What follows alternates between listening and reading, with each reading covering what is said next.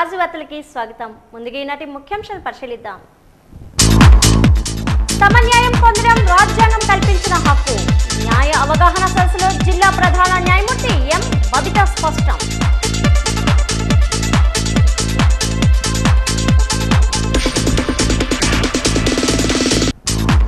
జిల్లా వ్యాప్తంగా ఘనంగా నాగుల చవితి వేడుకలు.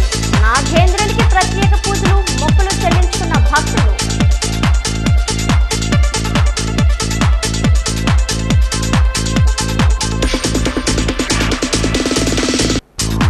ఏపీకి పొంచి ఉన్న తుఫాను ముప్పు. మత్స్యకారులు వేటకు వెళ్లవద్దని, సురక్షిత ప్రాంతాల్లో ఉండాలని వాతావరణ శాఖ అధికారులు అప్రమత్తం.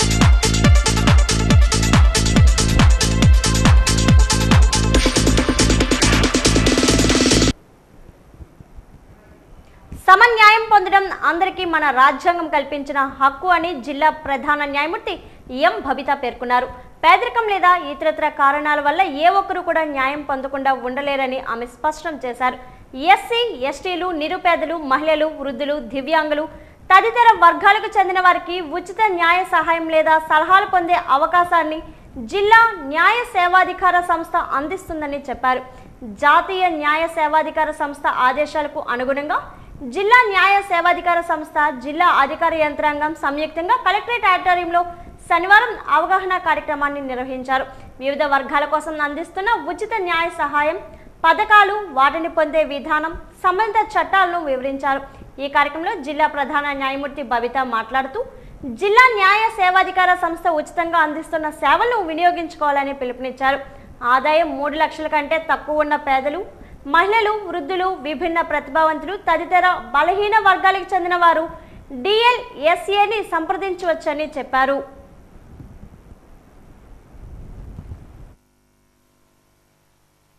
నేను రిక్వెస్ట్ చేసేది అందరూ కూడా ఇలాంటి కాల్స్ వచ్చినప్పుడు మీరు ఎవరికి భయపడాల్సిన అవసరం లేదు. ఏ కోర్టు కూడా ఆన్లైన్లో పిలిచి అలాగే పోలీసులు నిలబడి మీకు అరెస్ట్ వారెంట్లు పంపిస్తారు. ఇదన్నీ కూడా ఫేక్, ఇదంతా కూడా. సో నేను ఇక్కడ ఉన్నటువంటి లీగల్ లిటరసీ క్యాంపుల్లో కూడా మీరు విలేజ్లోకి వెళ్ళినప్పుడు కూడా అందరూ కూడా ఇలా తెలియజేయండి. ఎటువంటి డిజిటల్ అరెస్ట్లు అనేవి ఏమీ లేవు, ఎక్కడా లేదు. సుప్రీంకోర్టు జడ్జి అరెస్ట్ చేస్తారు, అక్కడ పక్కన IG, DG కూర్చున్నారు. మీకు ఇప్పుడే ఒక ఆర్డర్ వచ్చేస్తుంది, అన్ని పెట్టారు, మీకు అరెస్ట్ అయినట్టు అన్ని పెట్టారు. ఇవన్నీ సైబర్ క్రైమ్లో ఇవన్నీ కూడా ఒక రకమైనటువంటి నేరాలు ఇవన్నీ కూడా. అలాగే ఈ అవేర్నెస్ ప్రోగ్రామ్ని మనము జేసీ గారు చెప్పినట్టు ఫీల్డ్ లెవెల్ వరకు, మండల్ లెవెల్ వరకు తీసుకొని మండల్ లీగల్ సర్వీసెస్ అథారిటీలో నాట్ ఓన్లీ సివిల్ కేసెసే కాదు, మీకు ఏ ప్రోగ్రామ్ బెనిఫిషియరీ అయ్యింది మీరు రాకపోయినా కూడా you can approach legal services authority. Legal services అథారిటీని అప్రోచ్ కావడానికి మనకి ఒక నెంబర్ కూడా ఇచ్చారు. సో మీరు మా ద్వారా అప్రోచ్ కావచ్చు. ఒక నెంబరు 15100 కూడా ఇచ్చారు. 15100 కాల్ చేసి మనం అప్రోచ్ కావచ్చు అనేది మనం ప్రజల్లోకి అవగాహన తీసుకెళ్ళాలి. ఇప్పుడు మనమంతా ఇక్కడ ఎందుకు అసెంబ్ల్ అయ్యాము, మనం తెలుసుకోవడము, మనం తెలుసుకున్న తర్వాత ఈ ఇన్ఫర్మేషన్ ప్రజల్లోకి తీసుకెళ్ళడానికి. ఇప్పుడు అన్ని departments, line departments, major welfare departments అన్నీ ఇక్కడ ఉన్నాయి. Taking with the tribal welfare, social welfare, BC welfare, all welfare, disabled welfare, అలాగే education department, women and child welfare, health, legal services అందరం ఉన్నాం ఇక్కడ. సో మనం చేయాల్సింది ఏంటి? Promoting the awareness. Overnight awareness రాదు, రాత్రికి రాత్రి మనం ఏదో చెప్పేసేమో వస్తుందంటే రాదు. రిపీటెడ్గా మనకు అవకాశం ఉన్న ప్రతి ఫోరంలో కూడా సో ఎక్కడైతే ఒక లీగల్ ఆస్పెక్ట్, పర్టికులర్ టాస్క్, దీనికి ఒక లీగల్ ఆస్పెక్ట్ ఉంది, సో ఇది రెగ్యులర్గా మనకు సాల్వ్ కాదు, అడ్మినిస్ట్రేషన్లో ఇది సాల్వ్ కాదు అన్నప్పుడు వాళ్ళని అలా వదిలేయకుండా వాళ్ళకు మనకు ఆ లీగల్ లింక్ వాళ్ళకి ప్రొవైడ్ చేయాలి. మండలి 1987 యాక్ట్ 1995లో అమల్లోకి వచ్చిందండి. ఈ యాక్ట్ మేము ప్రతిపాదించడానికి ముఖ్య కారణం ఆర్టికల్ 39A అండి. ఆర్టికల్ 39లో ఏం చెప్తున్నారంటే సమన్యాయం మరియు ఉచిత న్యాయ లీగల్ ఎయిడ్ అని చెప్తున్నారు. సో అందరికీ అంటే డీబారింగ్, ఎకనామిక్ స్టేటస్ కానీ ఇతర వైకల్యాలు ఉన్నప్పటికీ కూడా న్యాయాన్ని అందరికీ చేరాలి. అంటే డబ్బులు లేదు కాబట్టి ఒక వ్యక్తి కోర్టుకు వచ్చి కేసు వాదించుకోలేని పరిస్థితిలో ఉండకూడదు. లేకపోతే ఇతర అంటే బాగా వెనకబడి దీంట్లో ఉండి కానీ ఒక వ్యక్తికి అంగవైకల్యం కానీ దివ్యాంగులైనప్పటికీ కూడా మహిళలకి, పిల్లలకి మరియు ఎస్సీ ఎస్టీ ఫెమైన్స్ ఆటలు ఇదైన వాళ్ళు, మళ్ళీ జూనల్ జస్టిస్లో కస్టడీ అనే పరిధిలోకి వచ్చేవాళ్ళు, ఇమ్మోరల్ ట్రాఫిక్ యాక్ట్ పరిధిలోకి వచ్చేవారు, అంటే ఆల్మోస్ట్ అందరూ, అంటే less than 3 lakhs annual income ఉండే వాళ్ళందరికీ కూడా ఎవరైతే కోర్టుకు వచ్చి మేము కేసు వాదించుకోలేమన్న వారందరికీ కూడా ఒక ఉచిత న్యాయవాదిని ఇవ్వడం జరుగుతుందండి. వారినే ప్యానల్ లాయర్ అంటారు. ఈ ప్యానల్ లాయర్ ఇవ్వడంతో వాళ్ళు సివిల్ కానీ క్రిమినల్ కానీ ఏ కేసు అయినా వాదించుకోవచ్చు. అంటే మన జస్టిస్ ఉద్దేశం ఏంటంటే లాస్ట్ నీడీ పర్సన్ కూడా మన న్యాయం చేయుతలో ఉండాలని. ఎవ్వరు అంటే ఒక వ్యక్తి అరెస్ట్ అయినప్పటికి కూడా ఆ వ్యక్తికి కూడా ఒక డిఫెన్స్ కౌన్సిల్ని ఇవ్వడం జరుగుతుందండి. ఇప్పుడు మన దగ్గర హెడ్ క్వార్టర్స్లో లీగల్ ఎయిడ్ డిఫెన్స్ కౌన్సిల్ అనే స్కీమ్ కూడా ఉంది. దీంట్లో ముఖ్యంగా వకీళ్ళు ఏ ప్రైవేట్ కేసులు చేయరు, డిఫెన్స్ కౌన్సిల్ కిందనే వాదిస్తారు. ఇతర సివిల్ కేసెస్లో కానీ ఇంకా వేరే కోర్ట్స్లో కేసెస్ ప్యానల్ లాయర్స్ చేస్తారు.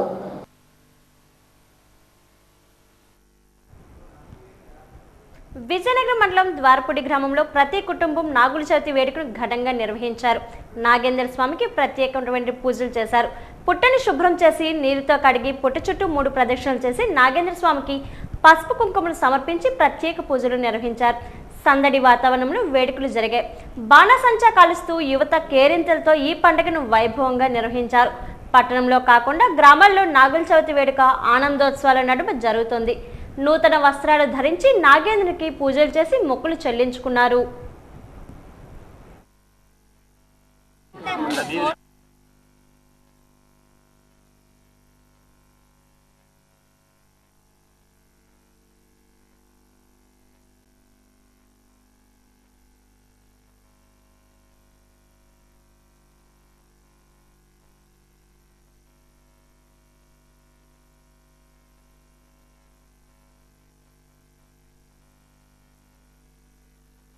ఓం శ్రీ కనకదుర్గ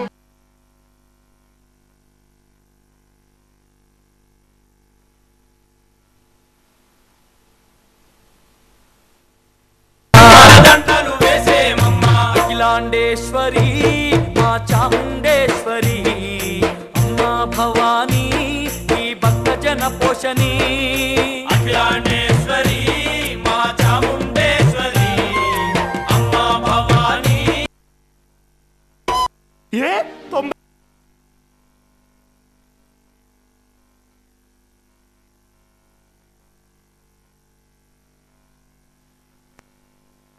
అందరికీ నాగుల చవితి శుభాకాంక్షలు అండి.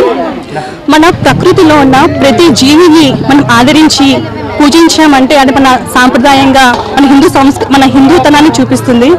సో ఆ సందర్భంగా అందరికీ నాగుల చవితి శుభాకాంక్షలు అండి. అసలు ఈ నాగుల చవితి అనేది చాలా ఆనందంగా ఆహ్లాదకరంగా ఉంటుంది మా గ్రామంలో. ఎప్పుడు కూడా మా బొద్దల ఫ్యామిలీ అనేది 7 కన్నాలు ఉంటాయండి. అంటే మా ముత్తాతలు 7 మంది అంటే తాతలు. సో అందువల్ల 7 కన్నాలు పెడతామండి. అలాగా మొత్తం 70 కుటుంబాలు వస్తాయండి. అందరూ వాళ్ళ కుటుంబాలు వేస్తామండి. అందరూ వేసాక కూడా ఒక దగ్గర గ్యాదర్ అయ్యి చక్కగా ఆటలు పాటలు అక్కడే భోజనం చేసేసి సాయంత్రం వరకు ఉంటామండి. ఇంకా ఆహ్లాదకరంగా చాలా ఎంజాయ్ చేస్తూ ఉంటాము. ఏంటంటే ఇప్పుడున్న సమాజంలో అందరూ కూడా ఇండివిజువల్ ఫ్యామిలీగానే ఉంటారండి. జాయింట్ ఫ్యామిలీగా అసలు ఉండడానికి ఎవరు ఒప్పుకోవట్లేదు. సో అలాంటివంటే ఇంకా తగ్గించడానికని జాయింట్ ఫ్యామిలీ అందరూ ఉండడానికి ఇంకా ప్రోత్సహించాలని చెప్పేసి అందుకు కలిసి ఉంటేనే కలిసి ఒక వంట చూసారా దానికి నిదర్శనం ఇదేనండి. సో అందుకు కలిసి ఉండాలని చెప్పేసి ఒక్క ముఖ్య ఉద్దేశంతోనే ఇది మందు కలిసి రావడం జరుగుతుందండి. పురాణాల ప్రకారం క్షీరసాగర మదనం జరిగినప్పుడు ఏదైతే పాముతో ఆదిశేషువు విష్ణుమూర్తి తాలూకా పాము ఉంటుంది కదా, ఆ ఆదిశేషువుని ఉపయోగించి క్షీరసాగర మదనం జరిపినప్పుడు ఏదైతే అమృతాన్ని దేవతలందరూ స్వీకరించి ఆనందంలో ఉండి అప్పుడు బ్రహ్మదేవుడు మెచ్చుకొని ఆ ఆదిశేషువుని ప్రశంసించి మీరు ఇంత కష్టపడ్డారు కాబట్టి మీ నాగదేవత మీ నాగులు సంపద అంతటికీ భూగర్భంలో ఉండాలి, మీకు ఒక నివాసం కల్పిస్తాము అని బ్రహ్మదేవుడు వాళ్ళకి ఇచ్చిన రోజు ఇదన్నమాట.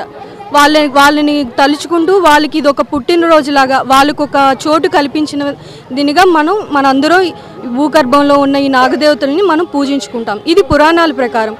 శాస్త్రీయ పరంగా చూసుకుంటే ఒక మనిషి వెన్ను భాగంలో వెన్ను ఏదైతే పాము ఆకారంలో ఉంటుందో అడుగున కుండలి శక్తి అనే ఒక రూపం ఉంటుంది. ఆ శక్తిని ఉద్భవించాలి అని ఇలా మనం నాగులకి పూజ జరుపుకుంటాం. మామూలుగా మనం సామాజికంగా జనాల్లో మనం చేసుకునేది ఏ రకంగా ఉందంటే రైతులకి కానీ పాడి పంటలు వ్యవసాయం చేసినప్పుడు వాళ్ళకి ఎలాంటి ఇబ్బందులు కలగకుండా అంతా సుఖ సంపన్నులుగా మంచి పంట అభివృద్ధి రావాలి, పాముల వల్ల ఎలాంటి ఇబ్బందులు కలగకూడదని మనం నాగదేవతకి పూజ చేసుకుంటాం. అందరూ కలిపి ముందుగా వ్యవసాయం మాది, మా బొద్ద ఫ్యామిలీ అందరూ కూడా వ్యవసాయదారులు. వ్యవసాయం తర్వాత మిగతా వ్యాపారాలు అయిన తర్వాత ముందు వ్యవసాయదారులు కాబట్టి మా పిల్లలకు కానీ మా పశువులకు కానీ దేనికి కూడా ఎటువంటి ఆటంకం లేకుండా ఆ నాగుల చవితికి నాగుపాముకి లేకపోతే పాములకి ఎప్పుడు పూర్వం నుంచి ఆచారం ఉంది కాబట్టి ఆ ఆచారం ప్రకారంగా పాలు పోయడం అన్ని చేస్తున్నాం. ఇది అయిపోయిన వెంటనే ఇప్పుడు మా కళ్ళంకాడికి వెళ్తే భోజనాలు ఉంటాయి. ఆడపిల్లల దగ్గర అందరూ కలిపి అంతాక్షరి అని చెప్పి ఆటలు పడి కుర్చీ పోటీలు అన్నీ ఉండి అందరూ సరదాగా సాయంకాలం మధ్యాహ్నం భోజనం సాయంకాలం స్నాక్స్ తిని సాయంకాలం వరకు ఇక్కడే ఉండి సాయంకాలం అందరూ వెళ్తారు. ఇది మాకు సంతోషంగా ఉంది. అయితే ఏంటంటే జిల్లాలో కానీ రాష్ట్రంలో కానీ ఇలాగే ఉమ్మడి కుటుంబాలు అందరూ కూడా ఉమ్మడిగా ఉండాలని, ఇప్పుడే కాదు ఎప్పుడు కూడా కుటుంబాలు మా కుటుంబం ఇలాగ ఉండాలని, అది మిగతా కుటుంబాలు కూడా ఎవరైతే చేస్తున్నారో అందరూ కూడా సుఖ సంతోషాలతో ఉండేటట్టుగా అందరూ ఉండాలని ఆ దేవుని కోరుతున్నాం. విజయనగరం జిల్లా క్రీడాకారులు జాతీయ స్థాయిలో రాణించి జిల్లాకు రాష్ట్రానికి గర్వకారణంగా నిలవాలని Vizianagaram corporation deputy mayor Kolagatla Sravani ఆకాంక్షించారు. జిల్లా కేంద్రంలో 2 రోజుల పాటు నిర్వహించిన 42వ రాష్ట్ర స్థాయి టైక్వాండో పోటీలు ముగింపు కార్యక్రమానికి ఆమె ముఖ్య అతిథిగా హాజరయ్యారు. ఈ సందర్భంగా క్రీడాకారుని ఉద్దేశిస్తూ ఆమె మాట్లాడుతూ జిల్లా మరియు రాష్ట్ర క్రీడాకారులు జాతీయ స్థాయిలో తమ సత్తా చూపించి రాష్ట్రానికి అదేవిధంగా జిల్లా కీర్తిని ఇనుమడింపు చేయాలని కోరుతూ అలాగే ఒలింపిక్స్లో కూడా విజయ పతాకం ఎగురవేయాలని ఆకాంక్షించారు. క్రీడలు ఆత్మస్థైర్యానికి ఆత్మవిశ్వాసానికి దోహదపడతాయని ఈ సందర్భంగా క్రీడాకారులకు ఆమె గుర్తు చేశారు. గెలుపు ఓటములతో సంబంధం లేకుండా నిరంతరం సాధనపైన దృష్టి సారించాలని సూచించారు. రాష్ట్ర స్థాయి క్రీడాకారులను విజయవంతంగా నిర్వహించిన జిల్లా టైక్వాండో అసోసియేషన్ జిల్లా అధ్యక్షుడు డివి చారి మరియు కార్యవర్గాన్ని ఈ సందర్భంగా ఆమె అభినందించారు. అనంతరం విజేతలకు మెడల్స్ ప్రదానం చేశారు. ఈ కార్యక్రమంలో అసోసియేషన్ కార్యదర్శి సుంకరి సతీష్, కమిటీ సభ్యులు కె రాంబాబు, బోగతా శ్రీనివాసరావు తదితరులు పాల్గొన్నారు.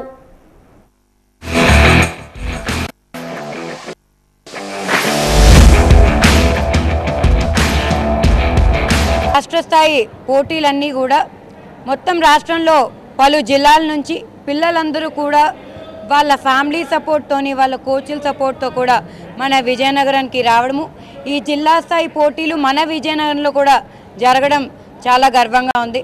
మరి ఈరోజు టైక్వాండో ఆర్గనైజేషన్ ప్రసాద్ గారు అదేవిధంగా ఆ కమిటీ సభ్యులందరి సపోర్ట్తో కూడా చాలా భారీ ఎత్తున చాలా సక్సెస్ఫుల్గా ఈరోజు ఈ పోటీలు జరగడము, అదేవిధంగా ఈరోజు ఎవరైతే గోల్డ్ మెడల్ని సాధించారో వచ్చే నెల 22, 23 తారీఖుల్లోని నేషనల్ టైక్వాండో పోటీల్లో కూడా పిల్లలందరూ కూడా పాల్గొనడము, మరి అందులో పిల్లలు మన విజయనగరం నుంచి కూడా ఉండడం చాలా గర్వంగా ఉంది. పిల్లలందరూ కూడా వాళ్ళ ఫ్యామిలీ సపోర్ట్తోని సెల్ఫ్ ఇంట్రెస్ట్తోని సెల్ఫ్ డిఫెన్స్ ఉండాలనే ఒక ఆలోచనతో ఈరోజు ఒలింపిక్స్లో కూడా భాగమైన ఈ టైక్వాండోని వాళ్ళు ఆప్ట్ చేసుకొని వాళ్ళ ఫ్యామిలీతో పాటు వాళ్ళ కోచ్ల సపోర్ట్తో కూడా ఈరోజు వాళ్ళ లైఫ్ స్టైల్లో భాగం చేసుకున్న పిల్లలందరినీ కూడా అభినందిస్తున్నాము.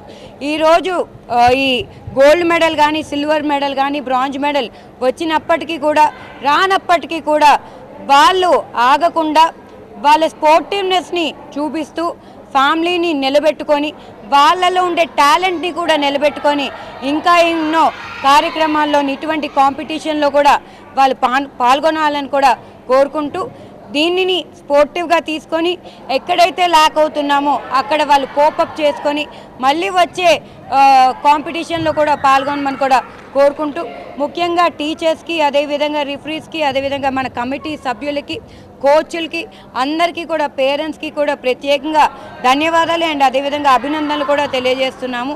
మరి రేపు మన రాష్ట్రం నుంచి వెళ్తున్న నేషనల్ స్థాయికి వెళ్తున్న పిల్లలందరికీ కూడా ఆల్ ద వెరీ బెస్ట్. మళ్ళీ మన రాష్ట్రానికి కప్పు తేవాలి, కప్పుతోనే వెనక్కి రావాలని కూడా పిల్లలందరినీ కూడా అభినందిస్తున్నాం.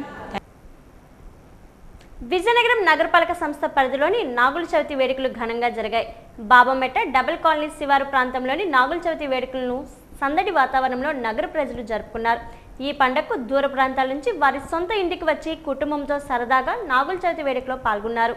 నాగేంద్రునికి నైవేద్యంగా పాలు, చిమిడి ముద్దలు, తాటిగుజురు ఇలా పలు రకాలైన ప్రసాదాలను తయారు చేసి నాగేంద్రునికి సమర్పించారు. నాగేంద్రునికి ప్రజలు భక్తి శ్రద్ధలతో పూజలు నిర్వహించే మొక్కులు చెల్లించుకున్నారు. నగర శివారు ప్రాంతాలు అన్ని నాగేంద్రునితో భక్తులు కిటకిటలాడాయి.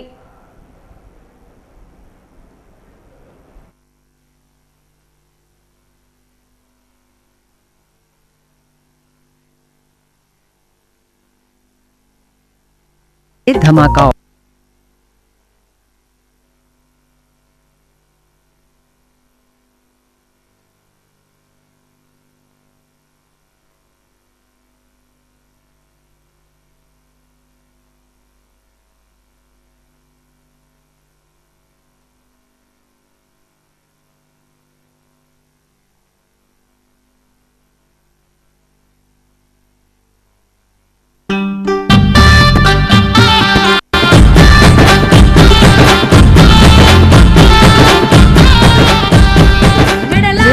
నాగల చవితి దీపావళి అయిన 5 రోజులకి ప్రతి సంవత్సరం నాగల చవితి మేము చేసుకుంటాం. ప్రతి సంవత్సరం ఇక్కడే నలమరం కోల్ దగ్గర ఇక్కడికి వచ్చి పొట్లో పాలేస్తాము.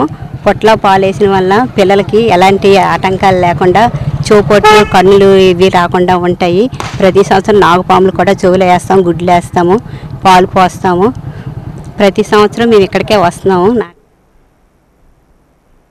ఆగ్నేయ బంగాళాఖాతంలో ఏర్పడిన అల్పపీడనం వాయుగుండంగా మారింది. మరో 4 రోజుల్లో తుఫాన్గా మారే అవకాశం ఉంది. దానికి సంబంధించిన సమాచారాన్ని మా వాజీ ప్రతినిధి సంతోష్ మరింత అందిస్తారు.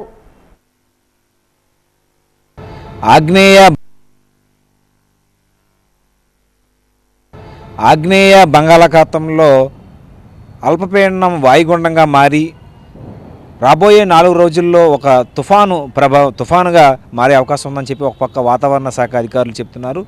దీనికి మొంతా తుఫాన్గా నామకరణ చేయబోతున్నారు. ఈ నేపథ్యంలో అందరూ కూడా అంటే ఒక పక్క సముద్ర తీర ప్రాంతంలోని మత్స్యకారులు వేటకు వెళ్ళకూడదని చెప్పి తీర ప్రాంతంలో ఉన్నటువంటి మత్స్యకారులకు ఆదేశాలు జారీ చేశారు. అదేవిధంగా సురక్షిత ప్రాంతాల్లో ఉండాలి ప్రజలందరూ కూడా, ఎవరు కూడా బయట తిరగకూడదు అన్న విషయంపై కూడా అప్రమత్తంగా ఉండాలని చెప్పి ఒక పక్క జిల్లా కలెక్టర్ రామసుందర్ రెడ్డి కూడా ఆదేశాలు జారీ చేశారు. అయితే రాబోయే 4 రోజుల్లో కొన్ని జిల్లాల్లో ఒక విధంగా తిరుపతి, బాపట్ల, గుంటూరు, నెల్లూరు, కృష్ణా జిల్లాల్లో ఎక్కువ మోతాదులో వర్షం పడే అవకాశం ఉందని చెప్పి ఒక పక్క వాతావరణ శాఖ అధికారులు చెబుతున్నారు. దీంతో ప్రజలందరూ కూడా అప్రమత్తంగా ఉండాలని చెప్పి ఒక పక్క చెబుతున్నారు. అయితే ప్రస్తుతానికి మాత్రం విజయనగరం జిల్లాలో కాస్త తక్కువగానే వర్షం నమోదవుతుంది. అయితే ఎక్కువ మొత్తం సుమారు 60 నుంచి 70 కిలోమీటర్ల వేగంతో ఈదుడు గాలులు కూడా వీచే అవకాశం ఉందని చెప్పి ఒక పక్క వాతావరణ శాఖ అధికారులు చెప్తున్నారు. ఒక పక్క వ్యవసాయం అదేవిధంగా ఉద్యానవన పంట అధికారులు కూడా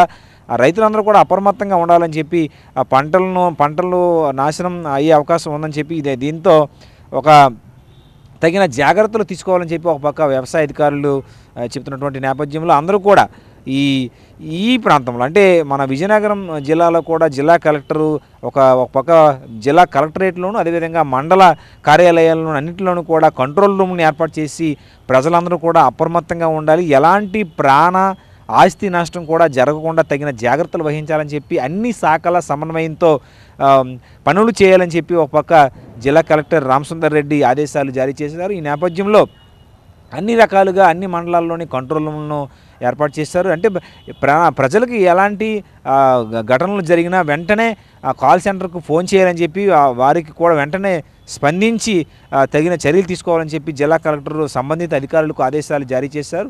ఈ నేపథ్యంలో ఒక పక్క ఎమర్జెన్సీగా ఉన్నటువంటి విద్యుత్ శాఖ అధికారులకు కూడా ఎలాంటి 24/7 కరెంటు ఉండేలా చర్యలు తీసుకోవాలి. ఎక్కడైనా సరే విద్యుత్ స్తంభాలు కానీ నేల కొరిగిపోవడం కానీ లేక విద్యుత్ తీగలు కానీ తెగిపోవడంతో ఎలాంటి నష్టం కూడా జరగకూడదు. వెంటనే పునరుద్ధరణ పనులు కూడా జరగాలని చెప్పి జిల్లా కలెక్టర్ ఆదేశాలు జారీ చేశారు. ఒక పక్క అన్ని శాఖల సమన్వయం అంటే ఒక రెవెన్యూ, పోలీసు, అదేవిధంగా విద్యుత్ చూస్తూ ఎమర్జెన్సీగా ఉన్నటువంటి అన్ని శాఖల సమన్వయం కూడా ఒక పక్క విజయనగరం జిల్లాలకు సంబంధించినటువంటి విజయనగరం మున్సిపాలిటీ పరిధిలోని కూడా అన్ని రకాల చర్యలు లోతట్టు ప్రాంతాలు జలమయం కాకుండా ఉండేందుకు చర్యలు తీసుకోవాలని చెప్పి విఎంసీ అధికారులకు కూడా జిల్లా కలెక్టర్కు ఆదేశాలు జారీ చేస్తారు. ఈ నేపథ్యంలో అందరూ కూడా ప్రజలు అందరూ కూడా సురక్షితంగా ఉండాలని చెప్పి అందరూ కూడా ఒక అంటే ఒక వాతావరణంలో అంటే ఈ వాతావరణ తుఫానుకు ప్రభావం కాకుండా ఉండేందుకు అన్ని రకాల చర్యలు తీసుకుంటుంది. ఈ నేపథ్యంలో ప్రజలు సురక్షితంగా ఉండాలని చెప్పి జిల్లా కలెక్టర్ ఇప్పటికే అధికారులందరినీ కూడా అప్రమత్తం చేశారు. వీడియో జర్నలిస్ట్ రవితో సంతోష్, వాజీ న్యూస్. గంటేరు మండలం రామవరంలో నాగుల చవితి వేడుకలు ఘనంగా జరిగాయి. పుట్టలో పాలు, గుడ్లు, చిమిడి ముద్దలు నాగదేవతకు నైవేద్యంగా సమర్పించారు. పుట్టి చుట్టూ ప్రదక్షిణలు చేసి పుట్టను శుభ్రం చేసి నాగేంద్రునికి ప్రత్యేక పూజలు నిర్వహించారు. నాగుల చవితి వేడుకల్లో ఉమ్మడి కుటుంబాలు కలిసి పండుగను వైభవంగా చేపట్టారు. కొన్ని వందల సంవత్సరాల కాలం నుండి దీపావళి జరిగిన 5 రోజులకు నాగుల చవితి వేడుకలు జరుపుకోవడం ఆనవాయితీగా వస్తున్న ఆచారం. గ్రామాల్లో ప్రతి కుటుంబంలోని నాగుల చవితి వేడుక వచ్చిందంటే సందడి వాతావరణం కలుగుతుంది. ఒకరిపై ఒకరు ప్రేమానురాగాలు చూపించుకుంటూ ఈ పండుగను ఆనందంగా జరుపుకుంటారు. నాగుల చవితి సమయం వచ్చేసరికి పంట చేతికి వస్తుంది. ఈ నేపథ్యంలో నాగుపాములు రైతులు ఏమీ చేయకుండా ఉండాలని వాటికి పూర్వం నుండి పూజలు చేస్తూ ఉండడం ఆచారంగా భావిస్తారు.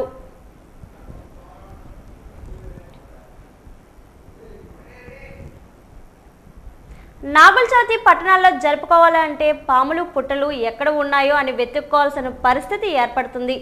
నగర అభివృద్ధి మారుతున్న కాలానుగుణంగా అపార్ట్మెంట్లు, బహుళ అంతస్తు భవనాలు కట్టడాలు ఎక్కువ కావడంతో నగరంలోని పుట్టలు కనుమరుగయ్యాయి. కొన్ని ప్రాంతాల్లో కృత్రిమ పుట్టలు కూడా తయారు చేసి వాటిలో నాగేంద్ర స్వామికి పాలుపోసి ప్రత్యేక పూజలు చేశారు. నగరంలో ఉన్నది లక్షల మంది. పుట్టలు చూస్తే పదుల సంఖ్యలో లేని పరిస్థితి. దీంతో పాములు, పుట్టలు దొరకని పరిస్థితి ఏర్పడుతుంది.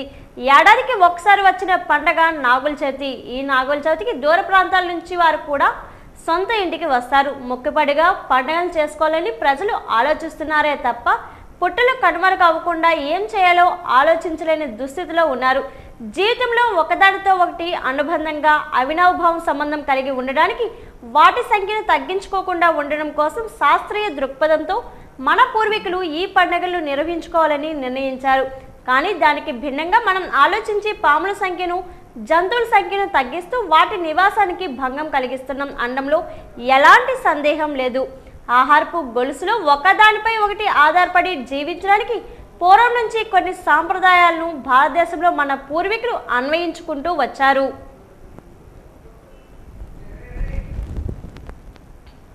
తాటిపూడి రిజర్వేర్ పరిధిలోని పర్యాటక ప్రాంతం అభివృద్ధికి కృషి చేస్తున్నామని జిల్లా పర్యాటక అధికారి కె కుమారస్వామి పేర్కొన్నారు. కలెక్టరేట్లోని ఈరోజు ఆయన వాజీ న్యూస్తో మాట్లాడారు. సుమారు 4 రకాల బోట్లను పర్యాటకులకు అందుబాటులో ఉంచామని అన్నారు. అనంతకాలంలోనే పర్యాటకుల సంఖ్య పెరిగింది అన్నారు. 9 నెలల కాలంలోనే 90 లక్షల ఆదాయం తాటిపూడి రిజర్వేర్ నుండి సమకూరిందని అన్నారు. దీనిలో 16.3% ఆంధ్రప్రదేశ్ ప్రభుత్వానికి ఇవ్వడం జరిగిందని చెప్పారు. పర్యాటక రంగం అభివృద్ధి చెందడంతో పాటు తాటిపూడిలో స్థానికంగా ప్రత్యక్షంగా పరోక్షంగా 50 మందికి ఉపాధిని కల్పించడం జరిగిందని అన్నారు. తాటిపూడి రిజర్వేర్ చూడడానికి బస్సు సౌకర్యం కల్పించామని చెప్పారు. పైన మనకి శ్రీ గొర్రెపాటి బుచ్చాపారావు తాటిపూడి రిజర్వాయర్లో మరి జిల్లా యంత్రాంగం బోటింగ్ కార్యకలాపాలని నిర్వహిస్తుందండి. వాటర్ స్పోర్ట్స్ సింపుల్ ఇండియా వారు 2025 జనవరి 3వ తేదీ నుండి ఇక్కడ బోటింగ్ కార్యకలాపాలను నిర్వహిస్తూ ఉన్నారండి. ఇక్కడ సుమారుగా 10 బోట్లతో ఇక్కడ బోటింగ్ కార్యకలాపాలను నిర్వహిస్తూ ఉన్నారు. ఇక్కడ అందరికీ అందుబాటులో ధరలో టికెట్లను నిర్వహించడం జరిగిందండి. 100 రూపాయల నుంచి 300 రూపాయల వరకు వివిధ కేటగిరీలో ఇక్కడ బోట్లను ఏర్పాటు చేయడం జరిగిందండి. ముఖ్యంగా ఇక్కడ పాసింజర్ బోట్స్, అదేవిధంగా కయక్స్, అదేవిధంగా స్వాన్ బోట్స్, స్పీడ్ బోట్స్, ఇలా 4 రకాలైన బోట్లతో ఇక్కడ బోటింగ్ కార్యకలాపాలు నిర్వహించడం జరుగుతుందండి. ఇక్కడ బోటింగ్ కార్యకలాపాలు ప్రారంభమైన అనతి కాలంలోనే పర్యాటకుల సంఖ్య విపరీతంగా పెరిగిందండి. ఈ 10 నెలల కాలంలో సుమారుగా ఇక్కడ ఒక 90 లక్షల రూపాయల వరకు water sports simple India authority వారికి ఇందులో ఆదాయం అనేది సమకూరడం జరిగిందండి. దీని ద్వారా రాష్ట్ర ప్రభుత్వానికి 16.3% కూడా ఆదాయం అనేది లభిస్తుందండి. ఈ బోటింగ్ కార్యకలాపాలు మొదలైన తర్వాత తాటిపూడి పరిసర ప్రాంతాల్లో పర్యాటకుల సందడి పెరగడంతో పాటుగా స్థానికులకు ప్రత్యక్షంగా పరోక్షంగా కూడా ఉపాధి అవకాశాలు అనేవి లభిస్తున్నాయండి. ఈ వాటర్ స్పోర్ట్స్ సింపుల్ ఇండియా గ్రూప్లో తాటిపూడి రిజర్వాయర్ వద్ద 25 మందికి ప్రత్యక్షంగా ఉపాధి కల్పించడం జరుగుతుందండి. అక్కడ మనకి ఇంకా మనం చూసుకుంటే చిన్న చిన్న ఉపాధి కల్పనదారులు అంటే మనకి స్ట్రీట్ వెండర్స్, డైలీ సెల్లర్స్ వీళ్ళందరూ కూడాను ఐస్ క్రీమ్స్ రకరకాల వస్తువులు అమ్ముకుంటూ వాళ్ళకు 25 మంది వరకు ఉపాధి అనేది దొరుకుతుందండి. ఎక్కడైతే పర్యాటక రంగంలో పెట్టుబడులు అనేవి పెరుగుతాయో ఆ ప్రాంతం యొక్క అభివృద్ధి ముఖ చిత్రం మారడానికి అవకాశం ఉందంటే ఇది ఒక ఎగ్జాంపుల్ అండి. ఎప్పుడైతే తాటిపూడి రిజర్వాయర్లో బోటింగ్ కార్యకలాపాలు మొదలయ్యేవో తాటిపూడి రిజర్వాయర్ పరిసర ప్రాంతాల్లో గ్రామాల్లో ఉండే ప్రజలకు ఈరోజు 50 మందికి ఉద్యోగ అవకాశాలు అనేవి లభించాయండి. ఆ ప్రాంతంలో ప్రత్యక్ష ఉపాధి అవకాశాలు, పరోక్ష ఉపాధి అవకాశాలు కాకుండా ట్రాన్స్పోర్ట్ రంగం కూడా అభివృద్ధి చెందిందండి. ఈరోజు డైరెక్ట్గా ఏపీఎస్ఆర్టీసీ వారు కూడా బస్సు సౌకర్యాలను కూడా అక్కడ పెంచారు. బస్ సర్వీస్ కూడా పెరిగింది, ఆటోల సంఖ్య కూడా పెరిగిందండి. ఈ విధంగా పర్యాటక రంగంలో ఉపాధి రంగం మనం ఉపాధి కానీ కల్పించగలిగినట్లయితే మరి కేవలం హాస్పిటాలిటీ ట్రావెల్తో పాటుగా సూక్ష్మ చిన్న మధ్యతరహా పరిశ్రమలు. ఆగ్నేయ బంగాళాఖాతంలో వాయుగుండంగా మారిన తీవ్ర అల్పపీడనం రేపటికి తీవ్ర వాయుగుండంగా బలపడి ఎల్లుండికి తుఫానుగా మారే అవకాశం. తుఫాను ఏర్పడిన తర్వాత థాయిలాండ్ సూచించిన మెంథాగా నామకరణం. ఈ నెల 28న కాకినాడ దగ్గర తీరం దాటనున్న తీవ్ర తుఫాన్ తీరం దాటే సమయంలో గరిష్టంగా గంటకు 90 నుంచి 110 కిలోమీటర్ల వేగంతో గాలులు. ప్రస్తుతం వాయుగుండం పోర్ట్ బ్లెయిర్కు పశ్చిమ నైరుతి దిశలో 420 కిలోమీటర్లు, విశాఖపట్నంకి పశ్చిమ నైరుతి దిశలో 990 కిలోమీటర్లు, చెన్నైకి తూర్పు ఆగ్నేయంలో 990 కిలోమీటర్లు, కాకినాడకి ఆగ్నేయంగా 1000 కిలోమీటర్లు, గోపాల్పూర్ దక్షిణ ఆగ్నేయంలో 1040 కిలోమీటర్ల దూరంలో కేంద్రీకృతం. మెంథా తుఫాన్ ప్రభావంతో అలర్ట్ అయిన 4 రాష్ట్రాలు ఏపీ, తమిళనాడు, ఒడిశా, బెంగాల్ రాష్ట్రాలను అప్రమత్తం చేసిన ఐఎండీ.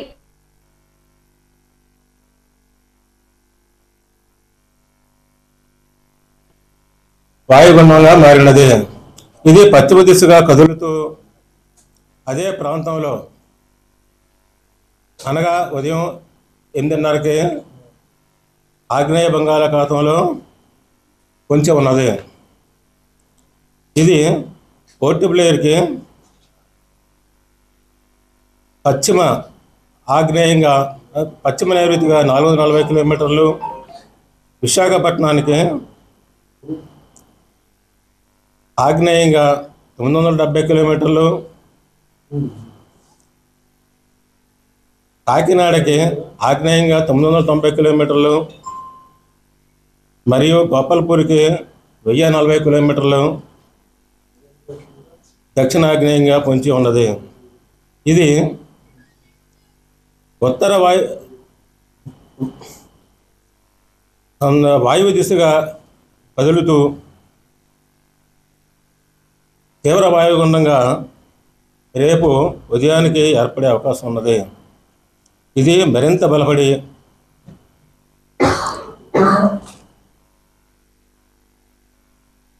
తుఫానుగా ఆగ్నేయ మరియు దాని పరిసర. వాజీ వార్తలు ముగించే ముందు ముఖ్యాంశాలు మరోసారి. సమన్యాయం పొందడం రాజ్యాంగం కల్పించిన హక్కు. న్యాయ అవగాహన సదస్సులో జిల్లా ప్రధాన న్యాయమూర్తి ఎం భవిత స్పష్టం.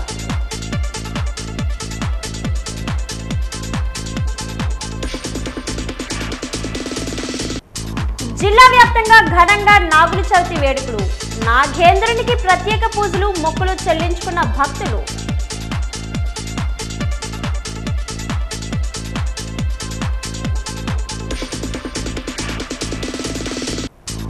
ఏపీకి పంచి ఉన్న తుఫాను ముప్పు. మత్స్యకారులు వేటకు వెళ్లవద్దని, సురక్షిత ప్రాంతాల్లో ప్రజలు ఉండవాలని వాతావరణ శాఖ అధికారులు అప్రమత్తం.